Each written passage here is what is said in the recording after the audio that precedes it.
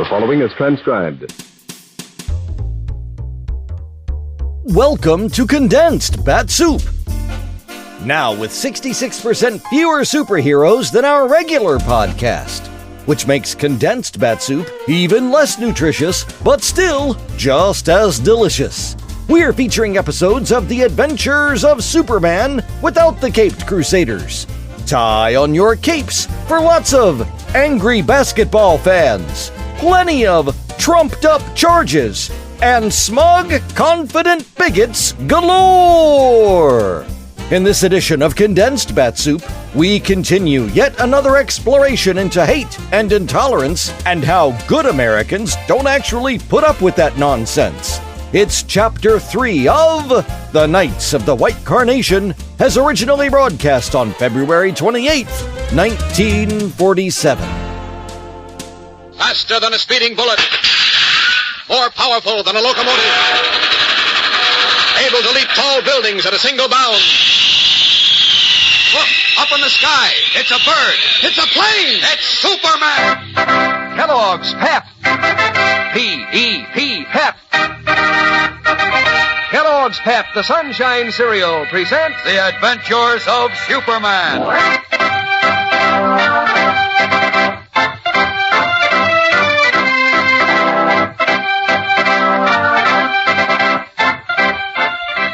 Today, Clark Kent is sure he is on the right track of a tie-in between a bigoted plot and a cruel murder, little realizing that the chief villain has marked him as the next victim.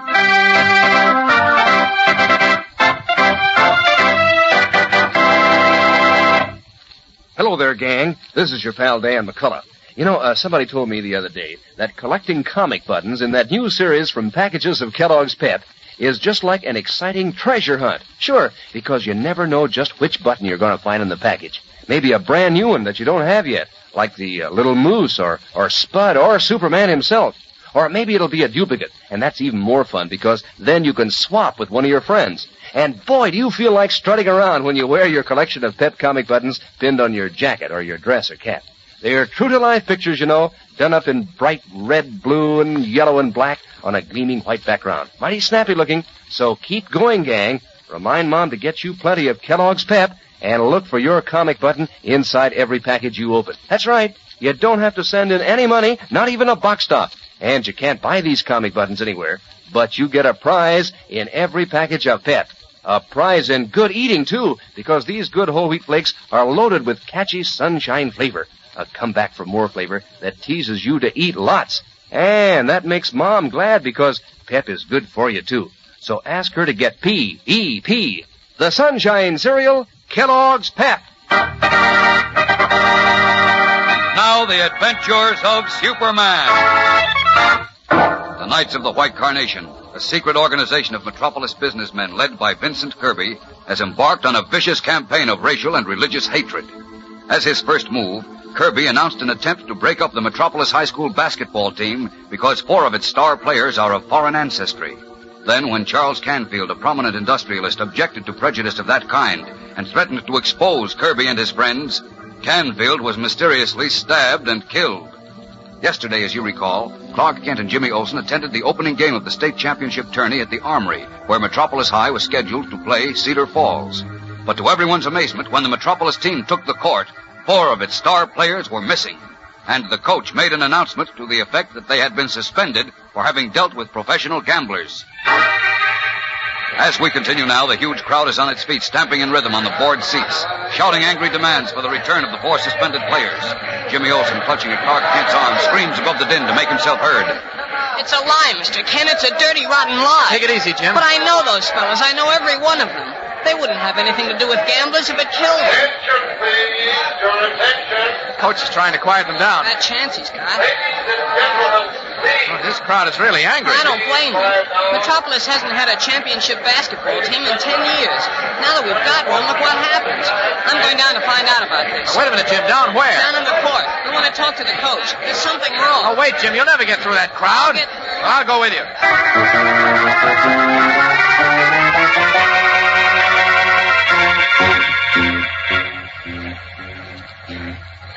Sure, we're packed close in that aisle. Yeah, I don't like the looks of this. Angry crowds can get out of hand, and before you know it, people are hurt. Could be. I've seen it happen. You know where you're going? Yeah, we've got to go under the grandstand to get to the court. I think it's this way. Jim, wait. What's the matter? Something's wrong. What? Great Scott. What is it, Mr. Get Kent? to a phone quickly, Jim. Call the police emergency squad. But I... Don't ask questions. Hurry, Jim. Okay, but... Hurry, it's a matter of life and death. Gotta get rid of him somehow. One of the steel girders supporting the grandstand is beginning to bend and crack from that stamping. Off with these clothes. This is a job For Superman.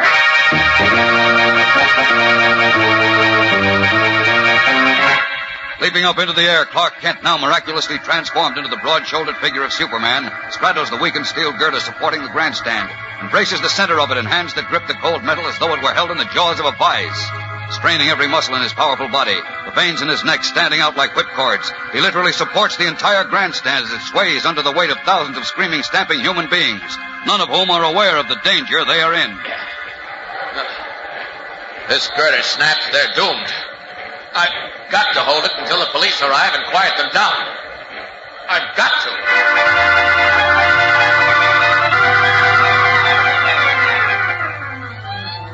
Suddenly, off in the distance, Superman hears the eerie wail of police car sirens drawing closer and closer. In a matter of moments, the doors of the huge armory are thrown open, and squads of emergency police swarm in. Soon the mob is quieted. An announcement is made that the game has been called off, and under police direction, the crowd files out. Not until then does Superman release the weakened girder and drop to the concrete floor beneath the grandstand. 5 minutes later, now somewhat recovered from the terrific strain, he hears Jimmy Olsen's voice calling to him. Mr. Kent! Mr. Kent! Uh-oh. Get back into Kent's clothes in a hurry. Mr. Kent, where are you? Over here, Jim. Under the grandstand. Oh, I was wondering whether you'd still be here. Oh, I've been here all the time. Say, what happened to you? What? Well, golly, you look like someone put you through a ringer. Do I? Well, I guess I was worried for a while. That steel girder was pretty weak. What steel girder? That one up there supporting the grandstand. That's why I told you to get the police to clear the crowd out. Leaping lizards, we better report it. I will. Did you find the coach? No, but I talked with Jack Wilson. He's the team captain. Oh? The only one of the regulars left on the team. Uh-huh. He said he has something to tell me. He's getting dressed now. We'll meet him outside and take him back to the office. Okay. There's a story behind all this, Mr. Kent, and I've got a hunch it's a good one. Come on. All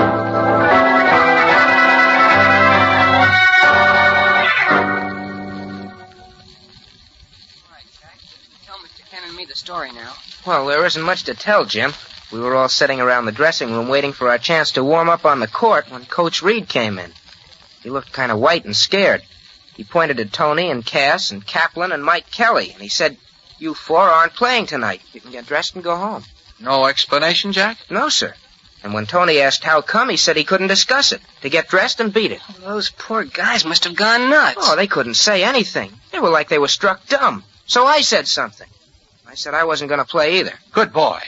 Then the coach took me aside and said I had to play for the sake of the team. He told me he got orders from the principal to throw the fellas off the team. From Mr. Radin? Yeah. You mean Mr. Radin told the coach to bounce those four off the team? No, it wasn't really Mr. Radin. He got orders from somebody else. A man named Mortimer. Well, who's he? I know, Jim. Who is he? Henry Mortimer, chairman of the school board. Well, what's he got to do with the basketball team? That's what I want to know, Jim. And I'm going to find out tonight.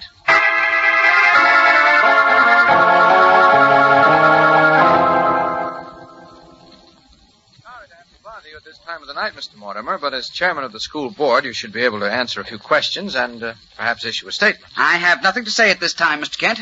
If you wish to interview me, I suggest you call my office in the morning and arrange an appointment with my secretary. Oh, so that's how it is. Yes, Mr. Kent, that's how it is. Now, if you'll excuse Just me... a minute. You were the one who issued the order suspending Rizzuti, Kaplan, Pulaski, and Kelly from the Metropolis High School basketball team, right? I informed the principal of the school that the young men in question were to be temporarily forbidden to play Why? because of evidence that they were in collusion with professional gamblers. Where's the evidence? I want to see it. I'm sorry, Mr. Kent, but you can't see it. Because it doesn't exist? How dare you? If you don't leave at once, I'll call the police. Oh, I'll leave. But before I do, let me tell you something. You were directly responsible for making a public statement to the effect that 4 high school students were involved with gamblers. You as much as branded them as crooks. You informed the thousands of people who were at the armory tonight, and the millions more who will read about it in the papers, that those 4 boys are dishonest and not to be trusted. I did no such thing. There are laws against slander, Mr. Mortimer, particularly criminal slander. People have gone to jail for what you've done. But that's not the worst of it. You may have heard that last night a man named Charles Canfield was stabbed and killed on the street outside his house. I have a faint suspicion that there's a connection between his death and the dismissal of the 4 basketball players. I don't know what you're talking about. Perhaps not, but let me warn you. I think you're getting yourself mixed up in something dangerous. You may be the next one to end up with a knife in your back. Pointing an accusing finger at the chairman of the Metropolis School Board, Clark Kent watches the nervous, prissy little man turn ghastly white. We'll learn what happens in a moment, so keep listening. You know, one of the exciting things about collecting those swell comic buttons in the new series from Packages of Kellogg's Pep is that you already know the characters. Sure, you've been following their doings in the funny papers for ages. So when you get a button with Chief Brandon's picture on it, for example, well, it's sort of like meeting up with an old friend. And the same goes for Brenda Starr and Superman and all the rest of the 18 different funny paper characters. And that's one reason why you won't want to miss out on a single one. And another reason is the fun of trading duplicates and wearing these smart-looking Pep comic buttons pinned on your jacket or your dress or your cap. So you better get busy. Make sure that Mom gets you some more Kellogg's Pep over the weekend, because that's the only way you can get these comic buttons. You don't send in any money, not even a box stop, and you can't buy them anywhere. They're Pep's exclusive prizes. And Pep's the cereal to make breakfast something terrific, too. Those tender whole wheat flakes are crisp and fresh and full up with catchy sunshine flavor. Mighty good and mighty good for you. Just the thing to warm up your appetite on a frosty morning. That's P-E-P, the Sunshine Cereal, Kellogg's Pep. Frightened by Clark Kent, who warned him that he might end up with a knife in his back, Henry Mortimer, chairman of the Metropolis School Board, lost no time in contacting Vincent Kirby, the man who instructed him to suspend the 4 high school basketball players. As we continue now, it is almost midnight. Kirby has just ushered Mortimer into the study of his sumptuous town house. He closes the door behind him. All right now. What's so important that made you think it necessary to get me out of bed in the middle of the night? A man named Kent came to see me. He's a newspaper reporter. The Daily Planet? Yes. He said I was guilty of criminal slander in accusing those 4 boys of dealing with gamblers. And you believed him? Well, that wasn't all. He said that I was getting mixed up in something dangerous. And he warned me that I might end up with a knife in my back like Charles Canfield. What? What's that? He Well, said... never mind. I heard you. Mr. Kirby, you know I didn't want to do it. You know I didn't agree with you when you said those boys were foreigners, but you forced me to do it. You said I'd lose my appointment if I didn't, and now you're getting cold feet, is that it? I don't want to get mixed up in anything. You don't want to die with a knife in your back. Please don't say things like that. I should have known better than to get mixed up with a chicken heart like you. Please, Mr. Stop Kirby. whining. You're perfectly safe. Nothing's going to happen to you. Tomorrow you can make another announcement. Put the 4 dirty little foreigners back in the team. And now I'll handle this myself in my own way. And in case Mr. Clark Kent calls on you again, you might tell him that he won't look very pretty with a knife in his back either. With his steel gray eyes slitted and his mouth drawn in a hard, thin line, Vincent Kirby, cold-blooded leader of the Knights of the White Carnation, creators of hatred and intolerance, takes matters into his own hands.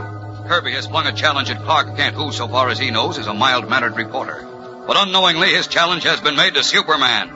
And that means he's in for plenty of action. Action is the keynote of this exciting story from now on, gang. So don't miss a single minute of it. Whatever you do, don't forget to be with us again on Monday, when the Man of Steel begins his relentless campaign to expose the vicious Knights of the White Carnation. Be sure to tune in again Monday. Same time, same station. And remember, for breakfast, it's Kellogg's Pep. For excitement, the adventures of Superman.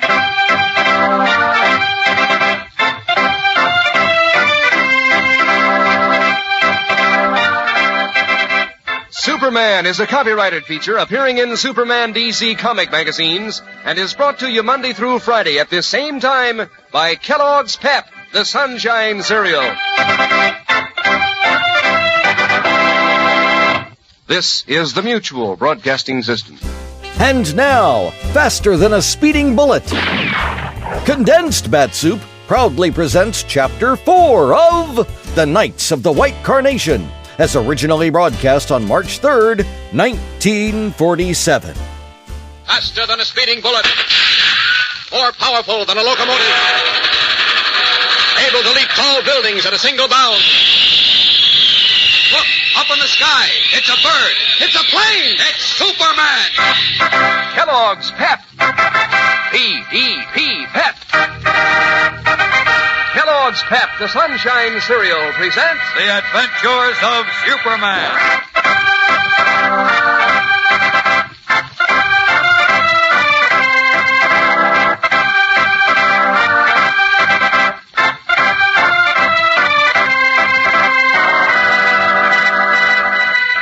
Today, Clark Kent learns that although 4 boys on the Metropolis High basketball team have been cleared of all bribery charges, they are now threatened by a new danger.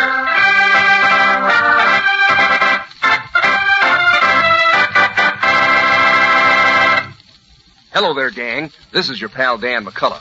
Say, you don't want to miss out on any fun, do you? Well, you better join up with the other kids who are collecting that exciting new series of comic buttons from packages of Kellogg's Pep. Because you don't want to be out in the cold when the fellows and girls compare notes and tell how many different Pep comic buttons they've collected so far and swap their duplicates. And say you wouldn't want to miss wearing those nifty-looking buttons on your jacket or your dress or cap because they really are nifty, bright-colored and flashy with the pictures of your funny paper favorites standing out clear and sharp as anything. Old friends like Tess Trueheart and Beezy and Superman himself. Now, there were 18 new and different buttons in this new series, so you better hop to it. Ask Mom to get you plenty of Kellogg's Pep. That's the only way you can get these Pep comic buttons, you know. You don't send in any money, not even a box top, and you can't buy them anywhere. But there's a prize in every package of Kellogg's Pep. And say there's a load of good eating, too. A super delicious dish for breakfast, because these golden toasted whole wheat flakes are full of catchy sunshine flavor, crisp and fresh as can be. So ask Mom for P-E-P, the Sunshine Cereal, Kellogg's Pep. And now the Adventures of Superman. Calling themselves the Knights of the White Carnation, a group of race haters determined to break up the Metropolis High School basketball team because of their intolerance for 4 of the star players who are of foreign ancestry.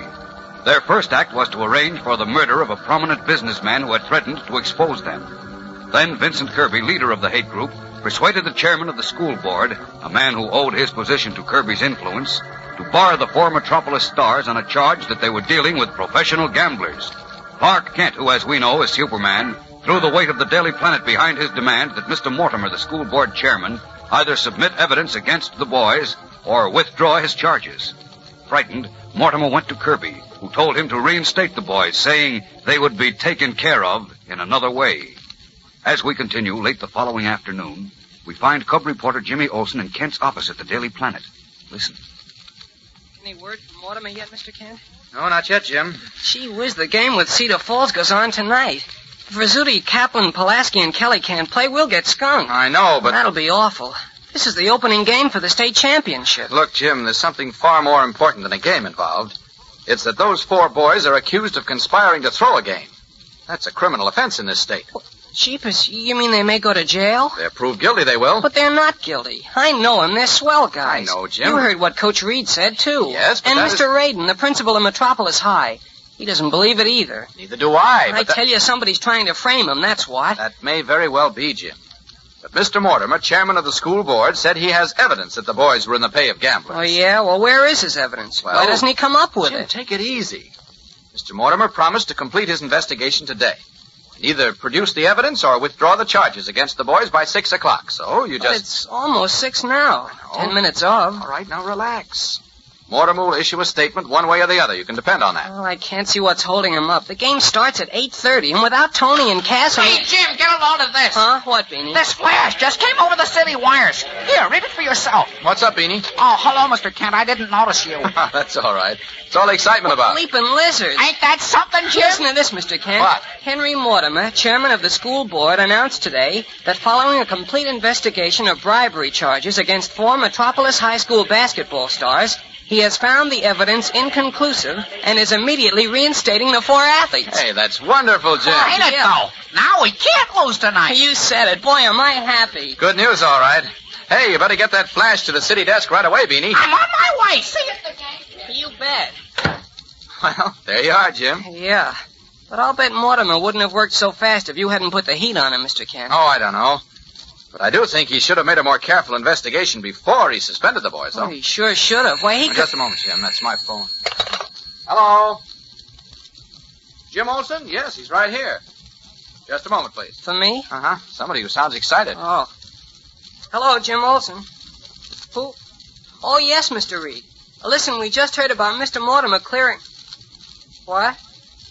You have? Oh, I see. Oh, sure I can. You bet. I'll be right over, and I'll bring Mr. Kent along.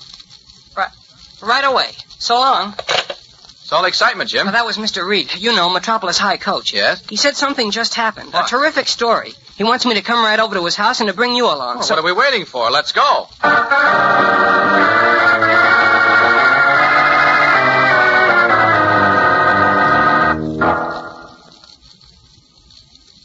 Why is your face all cut and bruised, Mr. Reed?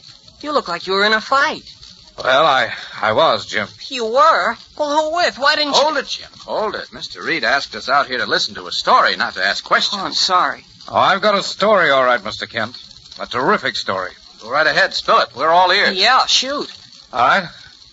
Earlier this evening, I was just sitting down to supper when the bell rang. I went to the door, and a man was standing there, a tall, wiry fellow with a sallow face and sharp, glittering little eyes. As soon as I opened the door, he stepped in. Dick Reed, coach of the Metropolis High basketball team, ain't you? Yes, who are you? Just call me Joe. All right, Joe. What do you want to see me about? About the game tonight. Oh, what about it? Let's close the door. That's better. Now, I just heard those 4 kids, the ones who were suspended last night, got a clean bill of health. Yes, that's right. What about it? Just this.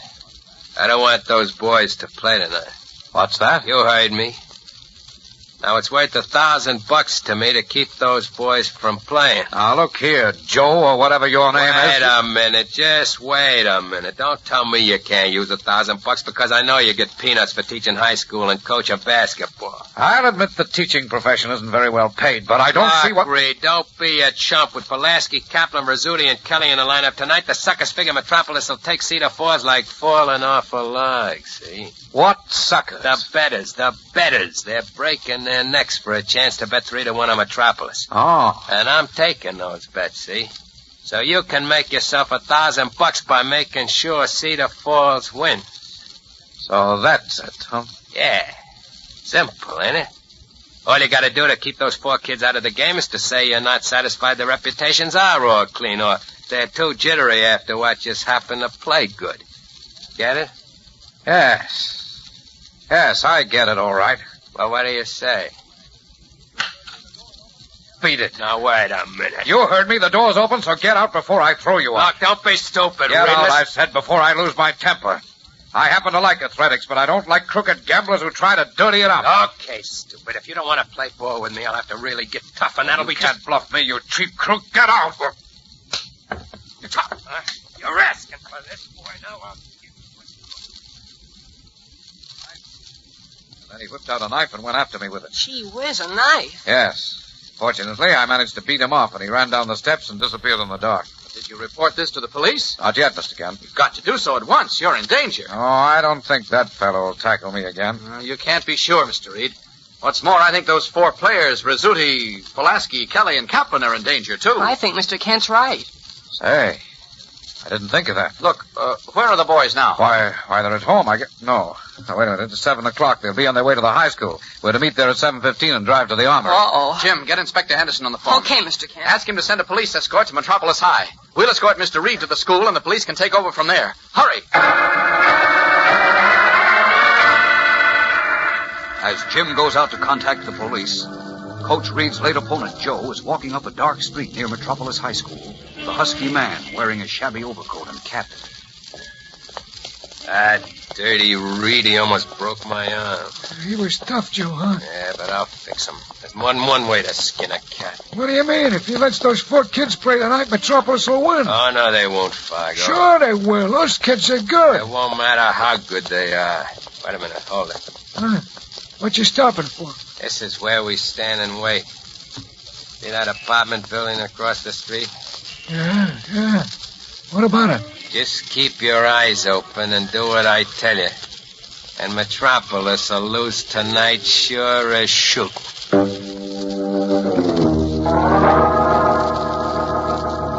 His small eyes glittering in his sallow face, wiry Joe crouches in the dark shadows with his companion Fargo. How does he plan to make certain that Metropolis High will lose tonight? We'll be back in a moment to find out. So stand by. Say, here's something about that new series of comic buttons that now come in packages of Kellogg's Pep that's sure to make a hit with you. You'll have these Pep comic buttons a long, long time because they're enameled on real sturdy metal. And those bright colors are long-lasting, too. Why, you'll want to keep right on wearing those smart-looking buttons pinned on your jacket or your dress or cap so that everybody can see how many you've collected. And as for doggone good fun, why, you can't beat the excitement of trading duplicates. And you know, each character is straight from the funny papers. There's Pat Patton and Tess Trueheart, Chief Brandon, Vitamin Flintheart, and Judy and Corky, and Superman, of course. 18 new and different buttons and all. So you better get busy, gang. Remind Mom to keep you supplied with plenty of Kellogg's Pep, because these are the prize packages where you get your comic buttons. You can't buy them anywhere, and you don't send in any money, not even a box top. But whenever you open a package of Kellogg's Pep, there's your comic button. And say, think of all that super delicious eating Pep gives you for breakfast. Those good whole wheat flakes are packed with wonderful, catchy sunshine flavor. So ask Mom for P-E-P, the Sunshine Cereal, Kellogg's Pep. In the shadows of a dark street across from an apartment building, the man called Joe suddenly stiffens and presses the arm of his companion Fargo. His 2 boys emerge from the building and start across the street. Okay, Fargo, get ready. Here they come. You sure they're the right ones, Joe? Yeah, that's Cass Pulaski and Tony Rizzuti. You know what to do now? Yeah, just leave it to me. Okay, Fargo, let him have it!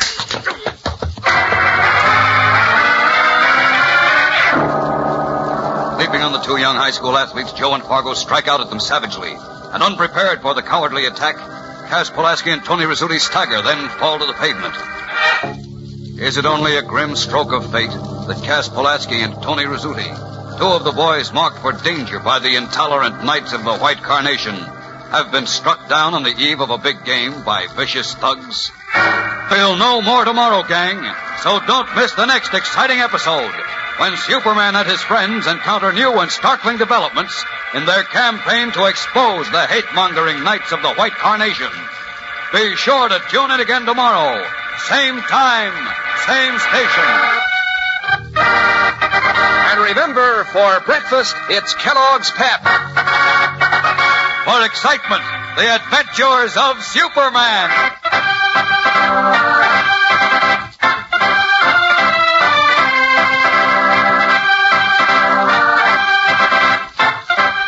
Superman is a copyrighted feature appearing in Superman DC comic magazines and is brought to you Monday through Friday at the same time by Kellogg's Pep, the Sunshine Cereal.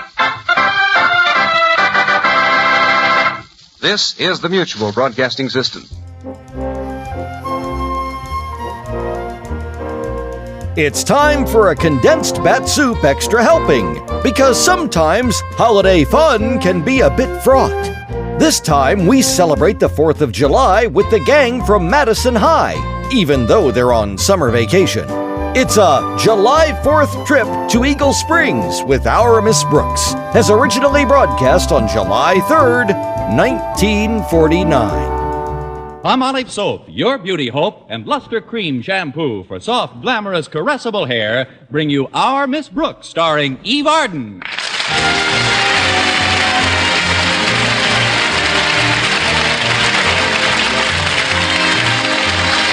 When the 4th of July weekend arrived at Madison High Summer School, it was welcomed most enthusiastically by our Miss Brooks, who teaches English there.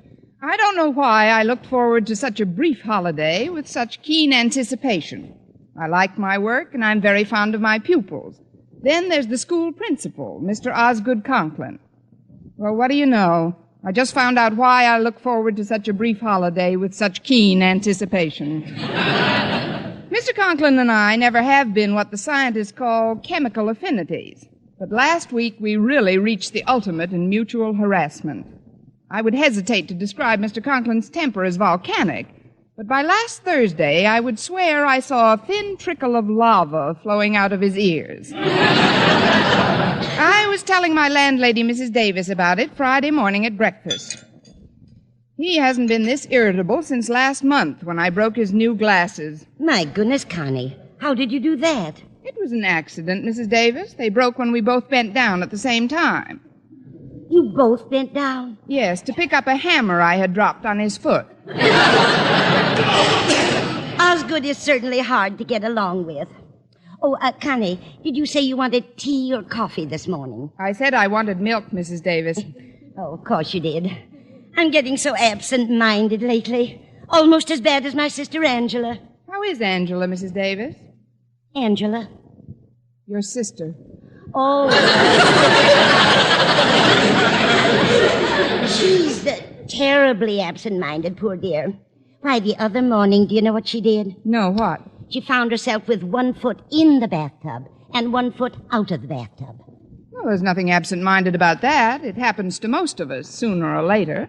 But Angela couldn't remember whether she was just getting into the tub or whether she was just getting out. Well, that is a dilemma. What did she do? She let the water out and took a shower. Now, I'd better get you that hot chocolate you wanted. It's milk, Mrs. Davis, and it's right here on the table. Can I pour some for you? Oh, no, thanks, Connie. I never drink milk in the morning. It keeps me up all day. Maybe we should have gone on talking about Mr. Conklin. Say, that reminds me, Connie. How's Mr. Conklin been treating you lately? You should have seen him yesterday when I stopped in at his office to get my check.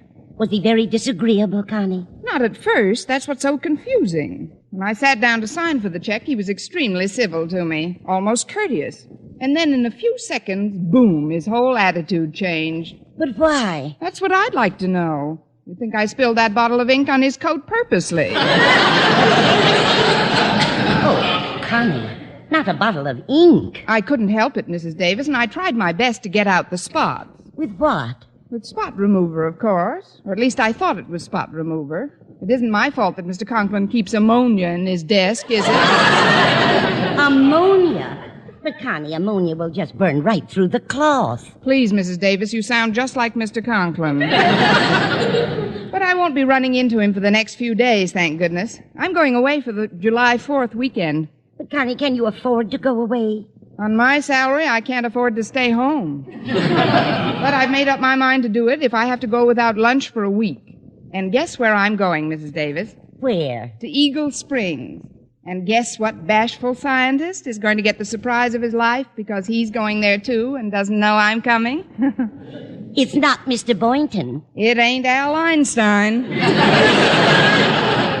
Now, if you'll excuse me, Mrs. Davis, I'll get ready for school. Walter Denton should be picking me up pretty soon. Oh, I'm sorry, Connie, but there's something I forgot to tell you. Walter called while you were in the shower and said he can't pick you up this morning. Oh, great. And my car won't budge. What's the matter with it, Connie? I don't know exactly. Last time I went out to the garage to look at it, it was lying on its side, panting. Walter said he hoped you'd understand, but he had to drive Mr. Conklin to the doctor's this morning. The doctor's? Why, that's a shame. I wonder what's wrong with poor Mr. Conklin.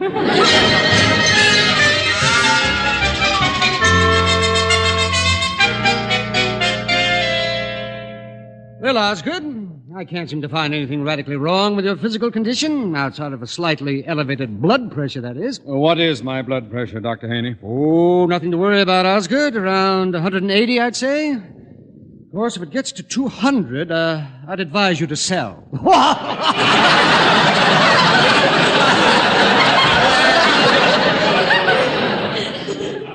If there's one thing I've always wanted, it's a comical physician. Now tell me, Doctor, what's wrong with me? Well, I can't discover any physical symptoms, Osgood, but there's no doubt about it. Something seems to be troubling you mentally. Now, what is it? It isn't a what, it's a who. And what a who. Even when we're not together, I can still see her face before me. But Osgood, who is this woman? It's Miss Brooks, Doctor. She teaches English at Madison. It seems to me, Osgood, if Miss Brooks grates on your nerves so much, you shouldn't let her cross your path.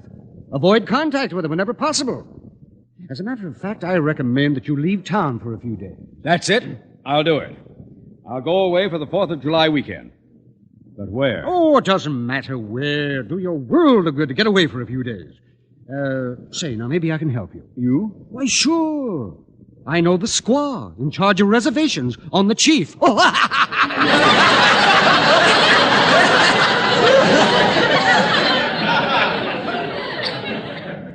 it will be good to get away.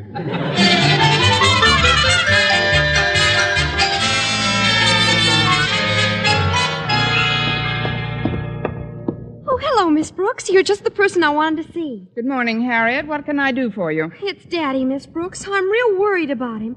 Last night he cried out in his sleep several times. Mother had to keep waking him up, and once in his sleep he screamed out your name. My name? Yes. That's when Mother had to tie him to the bed. I think I can explain your father's nocturnal penchant for screaming my name, Harriet. We've spent the better part of this week exchanging unpleasantries. Then Daddy did have words with you? Harriet, your daddy had words that I wouldn't repeat in front of a sailor. He was extremely nervous this morning when Walter Denton drove him to the doctor's. Well, I hope his doctor has a good doctor. Now, if you'll excuse me, Harriet, I'll run along to class. Just a minute, Miss Brooks. Here's Daddy now. Oh, good morning, Harriet. Well, the doctor says there's nothing wrong with me physically at all. I knew it. You look better already. Thank you, my dear. Good morning, Mr. Conklin. He just took a turn for the worse. Good morning, Miss Brooks. So far. I'd better get into my office now. I'll see you later, Harriet. All right, Daddy. But what's the umbrella for? It looked like rain when I left for the doctor's. Oh, by the way, it's a rather sturdy umbrella, Miss Brooks. Care to whack me over the head with it to start off the day? Oh, of course not, Mr. Conklin. You're sure now? I'll take a rain check. I'm positive. Oh, hold still a minute, Mr. Conklin. There's a thread hanging from the lapel of your coat. I'll pull it out for you. You needn't bother. It's no bother. I'll pull it out in just a second. There, that does it. No, there seems to be more. Hold still, please. I'm waiting, Miss Brooks. I'm pulling, Mr. Conklin. His lapel looks all right, Miss Brooks. Oh, I'm getting it now. This a new suit, Mr. Conklin? Yes. Yes, it is.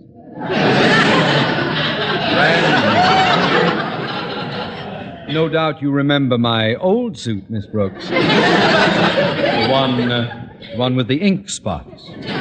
Ink spots? How in the world did you get... Oh, that one. Yes, that one. I thought you'd like to know that I cleaned Walter Denton's windshield with it this morning. Well, it certainly needed it. I'm sorry about your suit, Mr. Conklin, but say, this is funny. There doesn't seem to be any end to this thread. So I see. Miss Brooks, would you be good enough to give me the ball of thread you're holding in your hand? I'll have another lapel sewn on. Oh, forgive me, Mr. Conklin. I didn't realize My brand new suit. 2 pairs of pants and 1 lapel. Let me in that office immediately. Step aside, Harry. But, Daddy... Daddy seems quite annoyed at you this morning, doesn't he, Miss Brooks? I think so.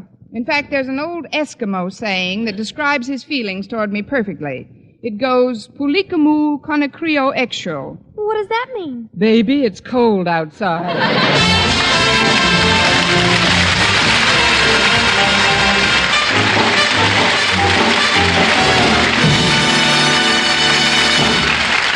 Our Miss Brooks, starring Eve Arden, will continue in just a moment. But first, here is Vern Smith. Here's wonderful news, ladies. Wonderful, wonderful news. Now there's something thrillingly new in Palmolive Soap's famous Beauty Lather. Yes, something thrillingly new. Palmolive's famous Beauty Lather now brings you new fragrance, new charm, new allure. Millions of women will prefer Beauty Lather Palmolive over all other leading toilet soaps the minute they try it. For Palmolive Soap's famous Beauty Lather now has a new, clean, flower-fresh fragrance.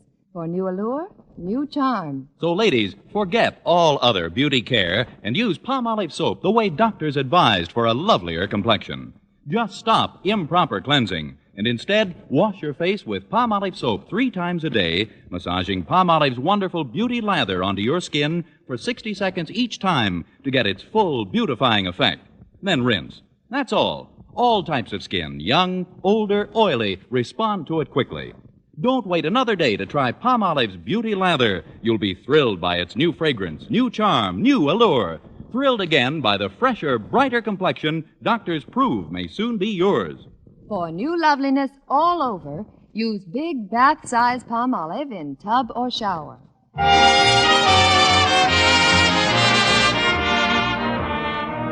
Well, I had no further encounters with Mr. Conklin during my first class, and while waiting for another session to begin, I was bolstered by the thought that I'd soon be on my way to Eagle Springs for the 4th of July weekend. While I was marking some composition papers, Walter Denton returned from the errand I'd sent him on. Excuse me, Miss Brooks, but I'm back.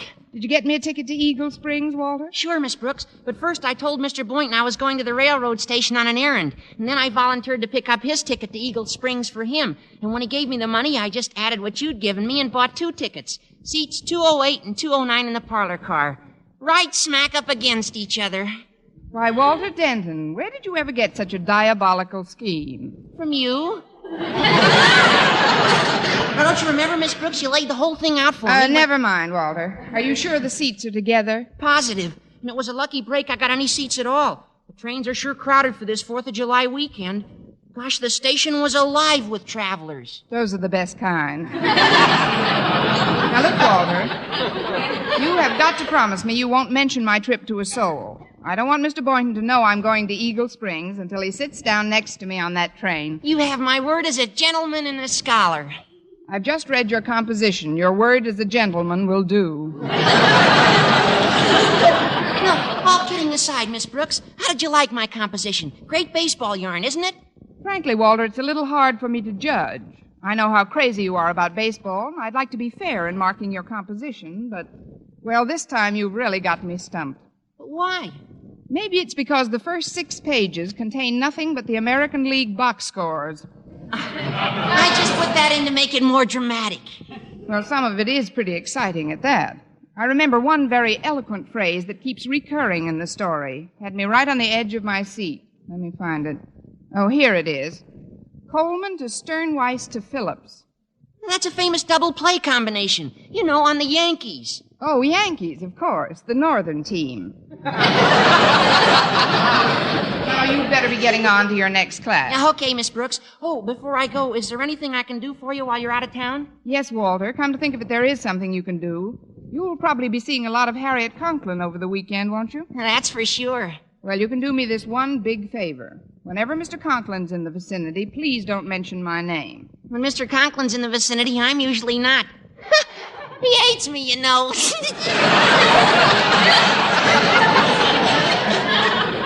You're not the only one. But just don't talk about me when he's around. I'm hoping he'll cool down a bit while I'm away. Oh, there's that pesky fly again. He's been in here all morning. I'll be darned if I'd hang around summer school all day if I was a fly. Maybe he needs the credits. Hand me that fly swatter, Walter. Thanks. Oh, he lit over here on the door, Miss Brooks. I'll open it and let him fly out. No, don't, Walter. He looks like a germ carrier. I think I've got a good bead on the little pest. Here goes.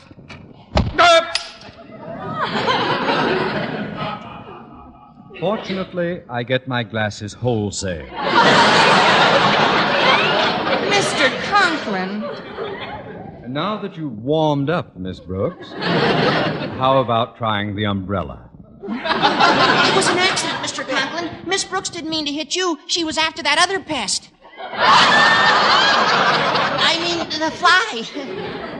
Well, if it isn't Walter Denton. I've hit the jackpot this time. Oh, please, Mr. Conklin, if you'll just sit down a minute. Yeah, Mr. Conklin, just have a seat. I'll gather your glasses for you. Yes. Oh, Denton. Yes, sir? Get out! Yes, sir! That is, yes, sir.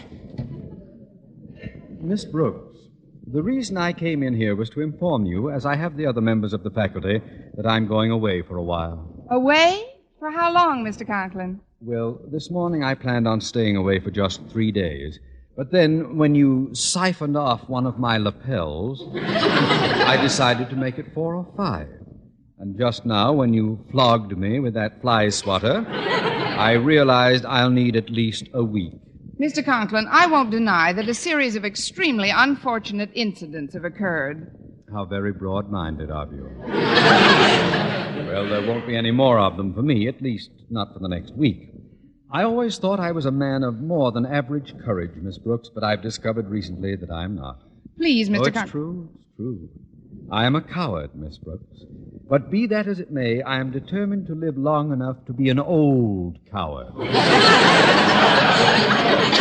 Hence, I am about to flee the city. But where are you going, Mr. Conklin? I don't know yet. I've called the railroad station, but their trains are all jammed with 4th of July weekenders.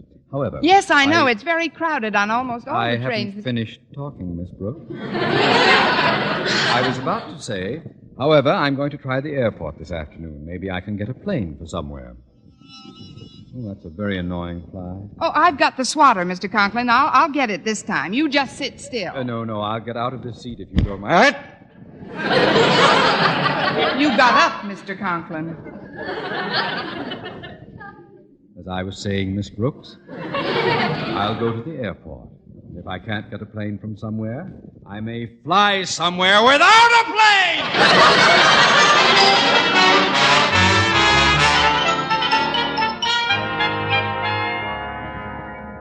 So, class, it only requires a little concentration to avoid embarrassing mistakes in conversation.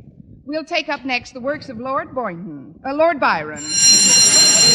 That's all for now. Class dismissed, and have a nice weekend. Oh, excuse me, Miss Brooks. Could I see you for a minute? Why, Mr. Boynton, you may see me for longer than that. Come in, won't you? I just wanted to say goodbye, Miss Brooks. Oh? Going somewhere? Yes. Walter Denton just got me a ticket on the 4:15 to Eagle Springs. I'm going to spend the 4th of July weekend up there. How nice for you, Mr. Boynton. It should do you a world of good. Yes, I really need the rest. I've been working pretty hard lately.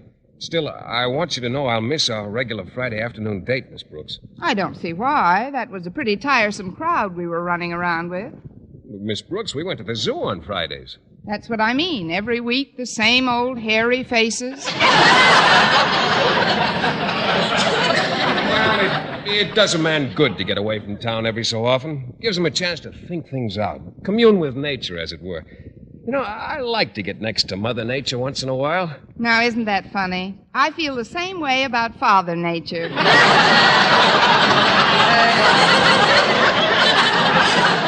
That is, I'm sure you'll have a lovely time, Mr. Boynton. I knew you'd understand, Miss Brooks. Walter got me a seat in the parlor car. They usually come in twos, you know. Do they? Yes, I hope someone nice sits next to me. It's quite a long trip, and a friendly traveling companion can make the time pass much more pleasantly. I'm sure you'll draw the doll of the world. No, not me. Just my luck. I'll probably wind up alongside some big fat dunce. I mean, it's silly to even speculate about your train partner, Mr. Boynton. Forget it for now. Well, if only he has a good sense of humor. I remember the last trip I took to New York. On my way back, I sat right next to George S. Kaufman, the famous playwright. Really? How was his sense of humor? You'd be surprised. It wasn't so good. I told him one of my best gags, too. You know the one where I make my shoes squeak on purpose? Well, when Kaufman asked me if they were new shoes, I said, "Shoes nothing. Those are my Blue Jay cornplasters chirping." Now, you know that's funny. It's a scream. How did Mr. Kaufman react? He took 2 Alka-Seltzers and went to sleep. Probably jealous because he didn't make it up. Well, I guess I better be leaving now, Miss Brooks. I've still got to say goodbye to Mr. Conklin. Well, whatever you do, don't mention my name to him. This is one of my bad days. Miss Brooks, you shouldn't fight with Mr. Conklin. I'm not fighting with him, Mr. Boynton. Why, Mr. Conklin would be the first to admit that we'd get along splendidly together if it weren't for just one thing. What's that? Me.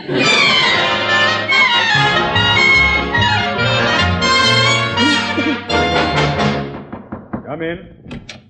Oh, I just dropped in to say goodbye, Mr. Conklin. Oh, sit down a minute, Boynton. I'm just getting some information from the Travel Bureau. What did you say the name of that train was again? The Snake Eyes Limited? No, I'm afraid I don't care to go as far as Las Vegas. Goodbye. Now then, you were saying? Just goodbye, Mr. Conklin. I'm going up to Eagle Springs for the weekend. Eagle Springs? But you won't be able to get a train ticket. I've tried every which way to get out of this town, and it's just impossible. Oh, not for me, it isn't. I've got my ticket right here. Seat 209 in the parlor car on the 415. Let's see that ticket, Boynton. Mm-hmm. Well, I'll be running along now, if you don't mind. Just a moment, Boynton. Boynton, I've always looked upon you as one of the outstanding members of Madison's faculty. Not just as a teacher, mind, although you're one of the best. Oh, thank you, Mr. Conklin. But also as a human being. You, Boynton, are the type of chap who would never let anyone down. Oh, gosh, Mr. Conklin. That's why I know you'll sell me that ticket and postpone your own vacation. Postpone it? But, Mr. Conklin, I can't. Can't? In the vocabulary of a Madison High School teacher, there is no such word as can't. Well, then I won't. Oh, I'm sorry, sir, but I've worked very hard for this vacation, Of course you have, my boy. It was selfish of me to even suggest that you give me your ticket on the train. The fact that I'm on the verge of complete mental breakdown should not sway you in the slightest. Mental breakdown? Well, I'm sorry to hear that, Mr. Conklin. Oh, chin up, boy. Wipe that frown from your face. You should be smiling. You're going on a trip. A happy, carefree trip. Forget about me trembling in my stuffy little office. You're on the train, boy. I can see you now, sitting there in that plush parlor car, the sun streaming through the windows. What's this? Conductor's approaching. Tickets? Tickets, please. Where's your ticket? Here it is. Thanks, Boynton. I knew you'd come through.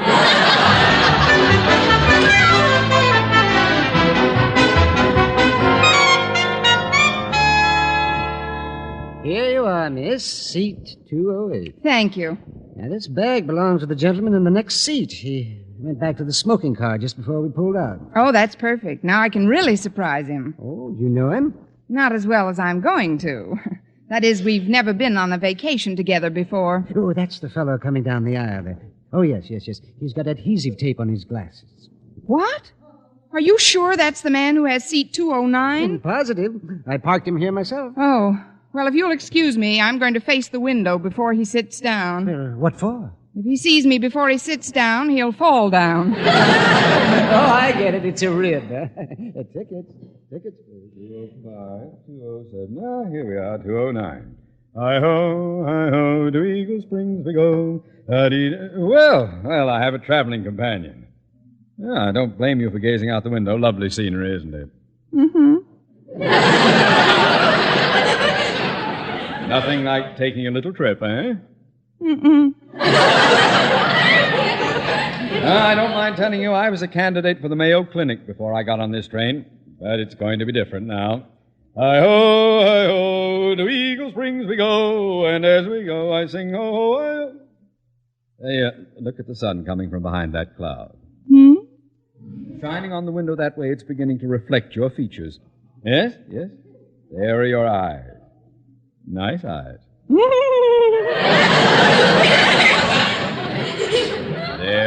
There's your nose.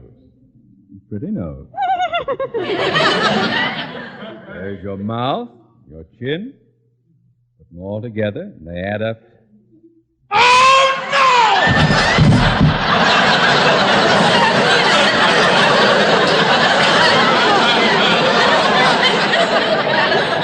Hi-ho, hi-ho, to the Mayo Clinic we go.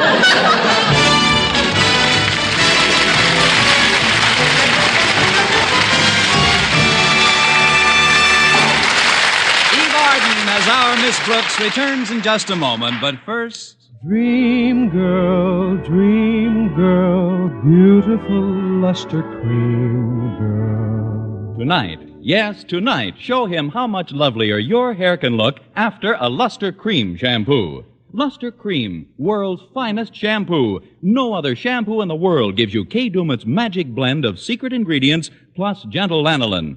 Not a soap, not a liquid. Luster Cream shampoo leaves hair 3 ways lovelier. Fragrantly clean, free of loose dandruff, glistening with sheen, soft, manageable. Even in hardest water, Luster Cream lathers instantly. No special rinse needed after a Luster Cream shampoo. So gentle, Luster Cream is wonderful even for children's hair. Tonight, yes, tonight, try Luster Cream shampoo. Dream girl, beautiful luster cream girl. You owe your crowning glory to a luster cream shampoo. And now, once again, here is our Miss Brooks. Well, after I found out the identity of Mr. Boynton's summer replacement on the train, I altered my plans for the weekend. Computing the wind velocity and the rate of speed at which we were traveling, I decided not to get off until the first stop. Then I took the next train back to town. And when I arrived at the depot, I ran right into Walter Denton. Miss Brooks, what are you doing here? You should be halfway to Eagle Springs by now. I was, Walter, but I found out that Mr. Boynton isn't going, and I couldn't bear the thought of letting him spend the weekend alone. Alone? But, Miss Brooks, Mr. Boynton got a last-minute cancellation and left for Eagle Springs 5 minutes ago. What? Sure, I drove him down. Oh, great. Well, there's only one way I can celebrate the holiday now. I'll make an anonymous call to Mr. Conklin on Monday. An anonymous call? Yes, Walter. That's the 4th of July, and I'm really going to shoot off my mouth. Next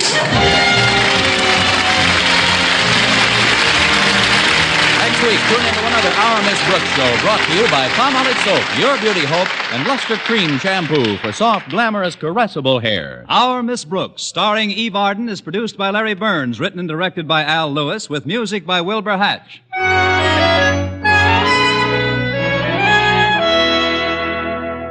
Here's a money-saving offer, men. A giant tube and a large tube of Palmolive brushless shaving cream for 49 cents. Yes, a 70-cent value for only 49 cents.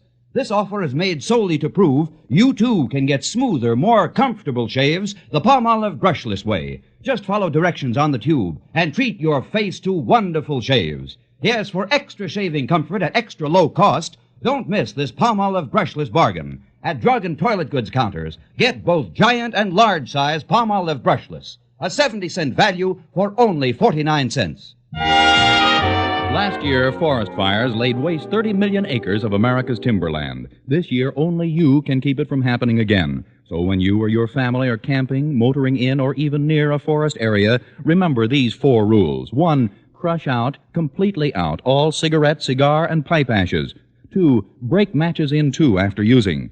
3, drown all campfires, then stir and drown again. 4, before going near timber, ask fire authorities where campfires or even smoking are permitted. Remember, another 30 million acres will burn this year unless you are careful.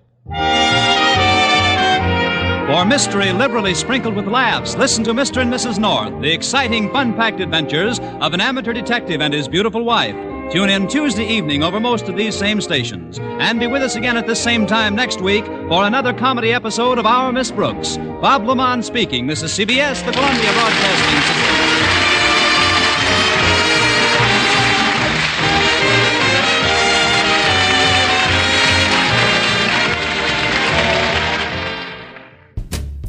Well, that wraps up this episode of Condensed Bat-Supe and the next 2 chapters of The Knights of the White Carnation from the Adventures of Superman. Thank you for listening. Be sure to tell your friends to subscribe to Bat-Supe on their favorite podcatcher. We can also be found on YouTube and Facebook. We'll see you next time for another exciting edition of Condensed Bat-Supe as we bring you more of The Knights of the White Carnation and another fine extra helping. Until then, up, and away! So permeated with mysticism are the writings of Pierre Loti, the great French romanticist, that it comes as no surprise to us to learn that in the latter days of his life, his name was connected with a haunting mystery that has never been and perhaps will never be explained. Dear to Pierre Loti's heart was his Oriental art collection. Of all the pieces which he had acquired through the years, the one that pleased him most was the one that he himself had created. It was a mosque, a beautiful, gleaming, domed reproduction of a Mohammedan place of worship. Though it was, of course, in miniature, it filled the greater part of the room in which it stood, and was high enough to permit a full-grown man to stand upright in it. When, after months of painstaking labor, the mosque was completed, Monsieur Loti invited his friend, Monsieur Courteline, to observe it. A magnificent piece of work. The thing has an air about it, Pierre. An air of Eastern mystery. As if it held all the secrets that we poor Occidentals will never understand. You are very kind, mon ami. I'm not trying to be kind. I'm simply telling you what... Wait a moment. What was that? Sounded like... Listen. Mon Dieu. Pierre, it came from inside the mosque. Yes. As if there was something in there, trying to get out. There it is again. Come on, let's see what it is. The two men eased themselves to the narrow entrance. They stood in the gloomy semi-darkness of the mosque's interior. It was empty, of course. It must have been a mouse, Pierre. It couldn't have been anything else, could it? From that day on, Pierre Loti took great care to guard his precious structure. The door to the room was always locked, and he alone had the key. During the weeks that followed, he spent many hours with his art collection. And every now and then, suddenly, without warning, it would come. Always the same number of raps. Always from inside the mosque. The first few times, Pierre Loti investigated. And then, later, he merely sat and listened and wondered. But one night, he chanced to fall asleep in the room. He was awakened shortly before midnight by the same mysterious sound. He arose from his chair and stepped inside the mosque. Mon Dieu. No, it isn't possible. In an instant, Pierre was at the telephone calling his friend, Courteline. A half hour later, the two men stood inside the mosque. It was brightened by the rays of a flashlight in Pierre Loti's hand. There, on the floor, what do you see? Footprints. The footprints of young children.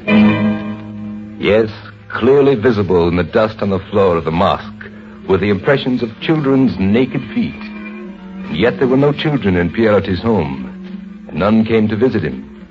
Nor was this the only time the prints were observed. No matter how often he wiped them away, they continued to reappear. Was it true, as Courteline had suggested, that the mosque held Oriental secrets which no Western mind could ever fathom? If not, then what is the explanation of this baffling riddle? A riddle incredible but true.